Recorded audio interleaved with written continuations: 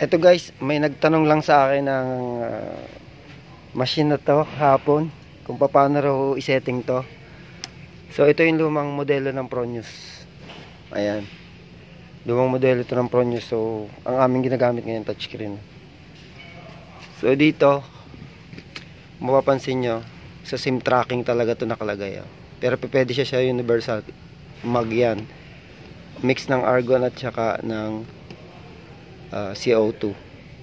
Pero sa SIM tracking okay na yan. Basta yung setup natin kung naka-pulse tayo dito.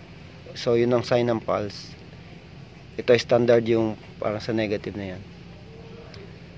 So pag naka-pulse ka, dapat ito is negative. Dito ang adjustment. I-adjust natin. So dapat naka-negative. Or kung ang power mo ay more than 200, negative to ka na. Sa pulse yan.